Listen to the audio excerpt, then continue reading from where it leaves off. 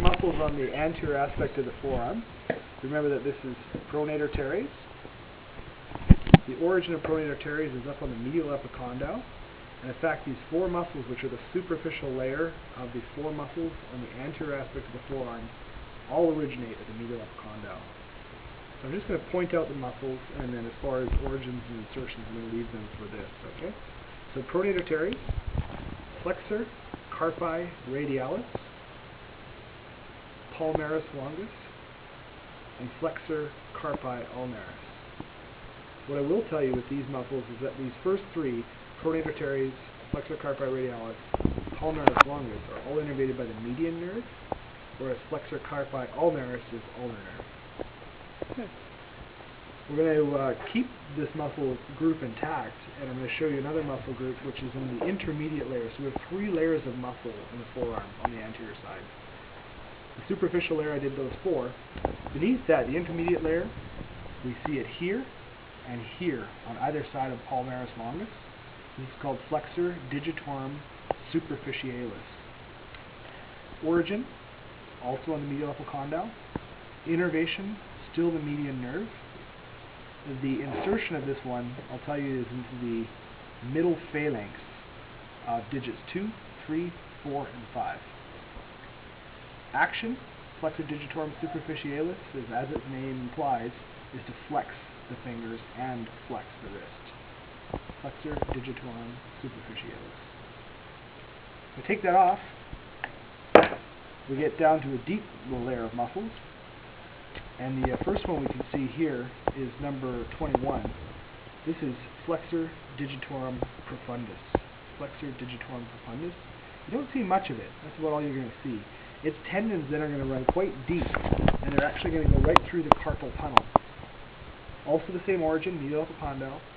The innervation of this muscle is a bit different. The innervation of this muscle, particularly, or I should say, is two innervations, the median nerve and the ulnar nerve. The ulnar nerve innervates digits 5 and 4. The median nerve innervates digits 2 and 3. So it's a bit of a funny innervation on that one. That's flexor digitorum profundus. The insertion is into the distal phalanx of 2, 3, 4, and 5. This is the deep layer of muscle in the forearm. The other muscle we can see in the deep layer is over here, which is on this model number 22. This is flexor pollicis longus. By its name, it flexes the thumb, and its innervation is the median nerve, flexor pollicis longus.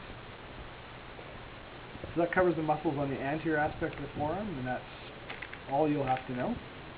I'll have to minimize that, but that's that. I'm going to flip it over now to the dorsal aspect. The first one, up on top, you've seen this one before. This is brachioradialis. Brachioradialis, of course, flexes the elbow, also can supinate and pronate. The new ones that we're going to look at beside it, extensor carpi radialis longus, extensor carpi radialis brevis. The origin of this muscle and this muscle, lateral epicondyle.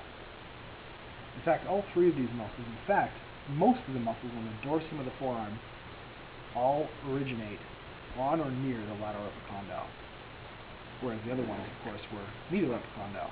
So that's basically the arrangement of the forearm. Flexors, medial epicondyle, extensors, lateral epicondyle. So extensor carpi radialis longus, extensor carpi radialis brevis. Going beside that, we have extensor digitorum longus. Also origin, lateral epicondyle. This one goes to digits, same thing, 2, 3, 4, and 5, distal phalanxes, and its action is to extend the fingers and extend the wrist. We do see one other small muscle beside extensor digitorum. This one is extensor digiti minimi. By its name, it's all it does is the little finger. You have one muscle. Exactly, I know. Maybe that's where it came from. I'm not sure. Extensor digiti minimi, and beside it is extensor carpi ulnaris. So I'll go through those ones again. This one, of course, is anconius, which you've seen before.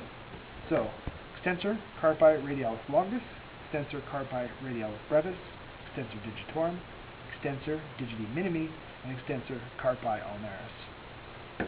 all the muscles on the superficial aspect of the dorsum of the forearm.